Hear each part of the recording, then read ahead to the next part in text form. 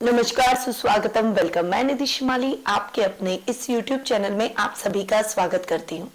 आज मैं आपके लिए सबसे महत्वपूर्ण ग्रह जो माने गए हैं, वैसे मैंने आपको अपने वार्षिक राशिफल में भी बताया था कि इस साल अप्रैल माह बहुत ही महत्वपूर्ण माह है, क्योंकि इस माह में 3 बड़े ग्रहों का राशि परिवर्तन होने जा रहा है। और मैंने वार्षिक राशिफल में ये भी बोला था कि जब इन ग्रहों के राशि परिवर्तन होंगे तब मैं आपको इनके राशि परिवर्तनों के हिसाब से राशिगत जानकारी जरूर दूंगी। तो आज मैं आपके लिए लेकर आई हूं राहु के राशि परिवर्तन की जानकारी, क्योंकि सबसे पहला अप्रैल माह का राशि परिवर्तन हो रहा है राहु का, जो कि हो रहा है 12 अप्रैल को।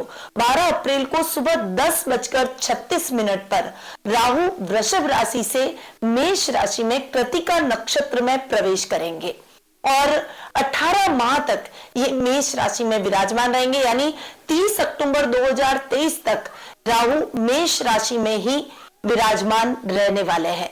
तो ये जो 18 माह का राहु का जो राशि परिवर्तन है, ये मेष राशि वालों के लिए बहुत ही इंपॉर्टेंट रहने वाला है। अब मैं आपको राहु की कुछ विशेषताओं के बारे में बता देती हूँ। देखिए, आप सभी जानते हैं कि राहु और केतु छाया ग्रह है। राहु सर है और केतु धड़ का काम करता है। वैसे तो हमारे ज्योतिष शास्त्र में 9 ग्रह माने गए हैं, परंतु 7 ग्रह प्रत्यक्ष ग्रह के रूप में जाने जाते हैं, और ये राहु और केतु जो 2 ग्रह है, ये छाया ग्रह के रूप में ही इनकी भूमिका रहती है। इनका हमारे जीवन पर बहुत ही गहरा प्रभाव भी पड़ता है। राहु हमेशा वक्री अवस्था में चाल चलते हैं, यानी पश्चिमगामी ही राशि परिवर्तन करते हैं। जैसा कि मैंने अभी आपको बताया कि वर्तमान में वे वृषभ राशि में और उल्टे चलते हुए 12 अप्रैल को वे मेष राशि में प्रवेश करेंगे, यानी उल्टी चाल राहु की रहती है। अब देखिए, राहु जब चंद्र और सूर्य के साथ में युति करते हैं तब वे ग्रहण योग का निर्माण करते हैं। राहु तृतीय स्थान, षष्ठम स्थान और एकादश स्थान में बहुत ही अच्छे परिणाम देते हैं। राहु का ऐसा स्वभाव है कि वो जिस स्थान में बैठता है उस स्थान के हिसाब से उसके रिजल्ट हमें देखने को मिलते हैं। वैसे राहु को हम शनि के इक्विवेलेंट मानते हैं, इसीलिए राहु शनि जैसे रिजल्ट देता है, क्योंकि शनि की तरह ये काफी लंबे समय तक एक स्थान पर बैठता है और उसी तरह के प्रभाव भी राहु के रहते हैं। राहु की दृष्टियों की यदि बात करूं तो राहु की पंचम, सप्तम और नवम दृष्टि होती है, और जैसे शनि की दृष्टियां अच्छी नहीं होती, वैसे राहु की भी दृष्टियां अच्छी और हितकारी नहीं होती है।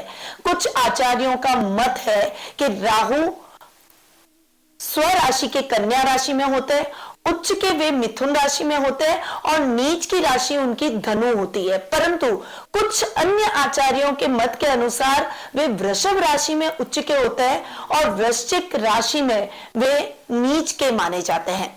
राहु के मंगल ग्रह से शत्रुता होती है, शनि उनके समग्रह माने गए और शेष ग्रहों से उनकी मित्रता रहती है। परंतु विशेष बात मेष राशि वालों के लिए यह है कि राहु के लिए मेष राशि अशुभ राशि मानी गई है। मेष राशि में राहु का जो गोचर भ्रमण होता है उससे आपके जीवन में कई कठिनाइयां आपको झेलनी पड़ती है। विशेषकर स्त्री और पुत्र बीमार होते हैं, छोटे छोटे कार्यों में असफलता का सामना करना पड़ता है, मन बहुत अशांत रहता है, आप हर दृष्टि से अपने आप को दुर्बल महसूस करते हैं, काम में मन नहीं लगता, कई बार ओवर कॉन्फिडेंट हो जाते हैं। लोग आपको बताते हैं कि आपको इस मार्ग पर नहीं चलना है, उसके बावजूद भी आप उनकी नहीं सुनते हैं। थोड़ा सा भ्रम की स्थितियां राहु पैदा करते हैं और उस व्यक्ति को भ्रमित करके कुमार्ग की तरफ ले जाते हैं। तो ये कुछ राहु के रिजल्ट है जो कि हमें देखने को मिलते हैं। अब आ जाते हैं कि राहु के मेष राशि में जो गोचर परिवर्तन होने जा रहा है 12 अप्रैल को, उसका क्या प्रभाव मेष राशि वालों को देखने को मिलेगा। तो अगर मैं मेष राशि की बात करूं तो वैसे भी मैंने आपको बताया कि मेष राशि राहु के लिए अशुभ राशि मानी गई है। पेट पित्त संबंधी प्रॉब्लम्स मेष राशि वालों को हो सकती है। वहीं ये समय आपके लिए इतना कल्याणकारी नहीं है। देखिए, अभी राहु थे वृषभ राशि में मतलब आपके द्वितीय भाव में, मेष राशि वालों के लिए राहु द्वितीय भाव में थे, तो उनकी दृष्टियां आपके षष्ठम भाव पर, अष्टम भाव पर और दशम भाव पर पड़ रही थी, यानी कर्म भाव पर पड़ रही थी।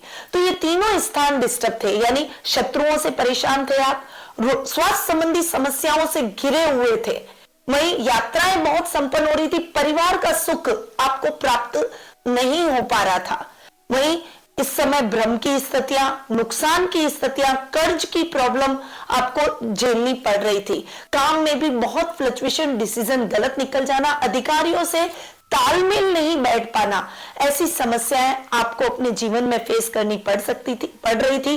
परंतु अब जब 12 अप्रैल को राहु आपकी खुद की राशि में आकर बैठेंगे, तब इन स्थानों की तरफ से आपको सकारात्मक परिणामों की प्राप्ति होगी। कर्ज से संबंधित समस्याएं खत्म हो जाएगी, स्वास्थ्य से संबंधित समस्याओं में भी आपको बहुत ही अच्छा लाभ इस समय देखने को मिलेगा, परिवार का सुख प्राप्त करेंगे, भ्रम की स्थितियां खत्म हो जाएगी, अधिकारियों से जो तालमेल नहीं बैठ पा रहा था, अब वो तालमेल बैठने लगेगा। पर चूंकि मैंने आपको बताया कि मेष राशि में राहु आकर बैठा है, तो वो थोड़ा सा और कॉन्फिडेंट आपको जरूर बनाएंगे, आपको इस मामले में बहुत केयरफुल रहना है। और अब राहु की दृष्टि आपके पंचम भाव पर पड़ रही है, आपके सप्तम भाव पर पड़ रही है और आपके नवम भाव पर पड़ रही है। चूंकि मैंने आपको बताया कि पंचम, सप्तम और नवम दृष्टि है और मेष राशि में ही राहु बैठा है, तो पंचम स्थान यानी विद्यार्थियों के लिए यह समय शिक्षा में कठिनाइयों से भरा रह सकता है।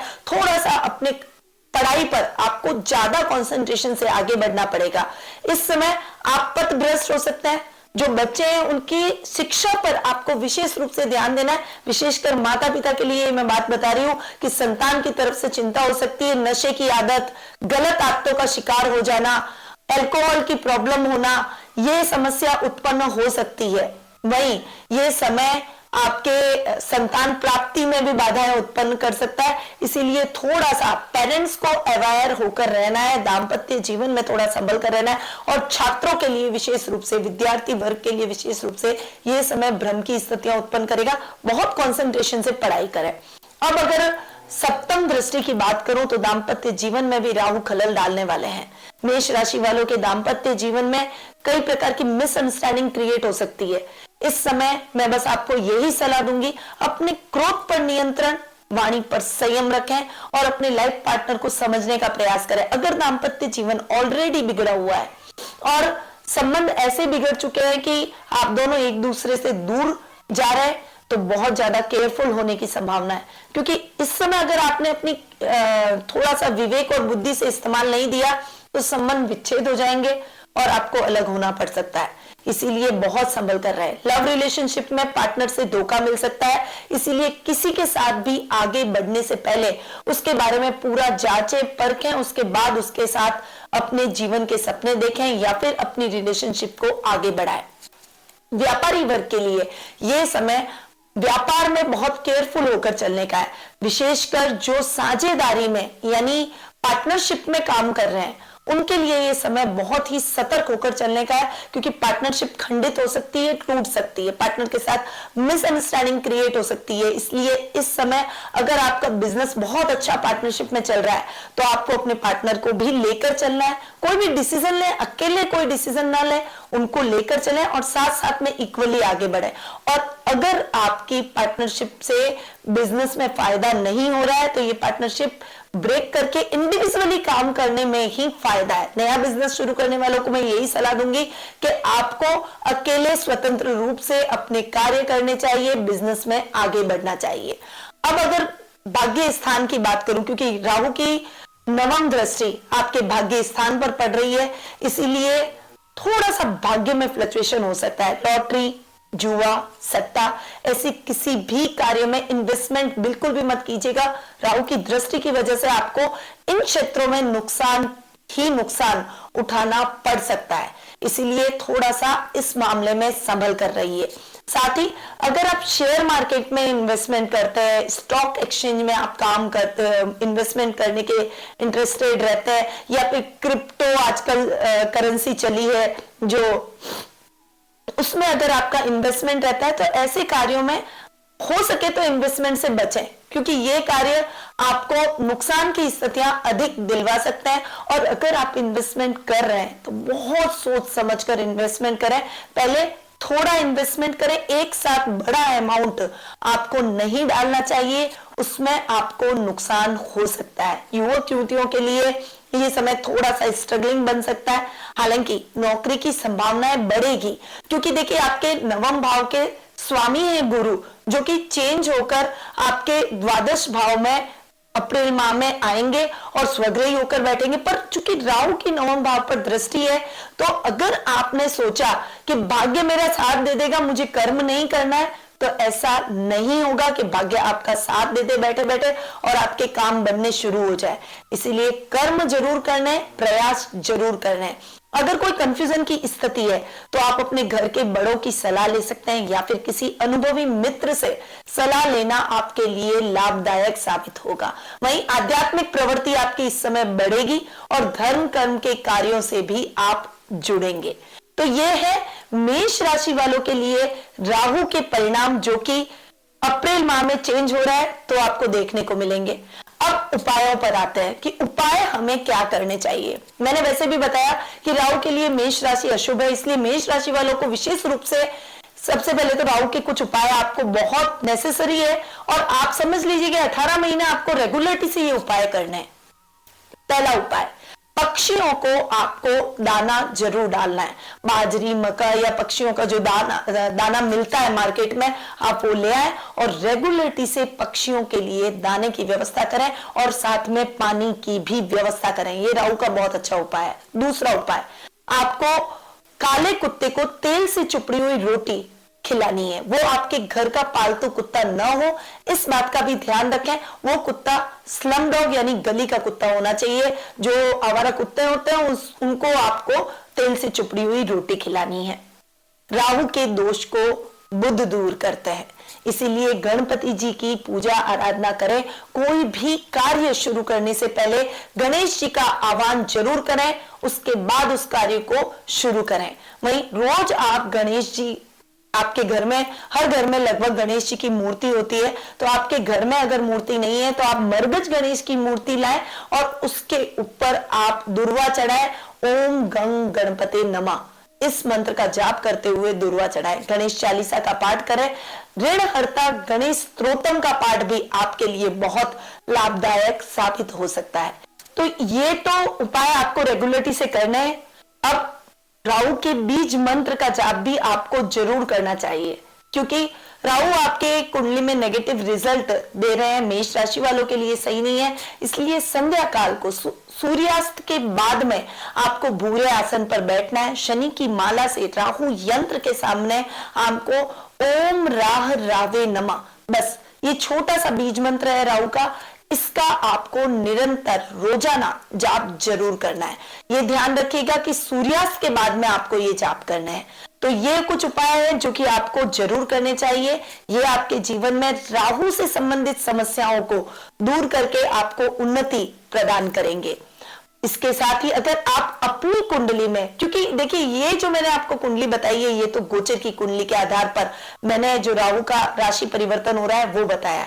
अब गोचर और जन्म कुंडली में राहु की क्या पोजीशन है और भी ग्रह आपकी जन्म कुंडली में कैसा प्रभाव डाल रहे हैं, गोचर से उनकी क्या सिमेट्री है, कैसा आपके आने वाला कल रहने वाला है, भविष्य में क्या आपके जीवन में कुछ समस्याएं हैं जिनको आप सॉल्व करना चाहते हैं, आर्थिक स्थिति कैसी रहेगी, कैरियर को लेकर यदि आप परेशान हैं, बेरोजगार हैं और नौकरी की तलाश कर रहे हैं, संतान प्राप्ति में बाधा उत्पन्न हो रही है, आपको व्यापार करना चाहिए या नौकरी करनी चाहिए, ये मन में प्रश्न है। अगर आपके मन में ऐसे ही कई प्रश्न रोज उठते हैं और आप उनका सॉल्यूशन ढूंढ रहे हैं, तो अब मैं आपके प्रश्नों का उत्तर दूंगी कुंडली विश्लेषण के माध्यम से।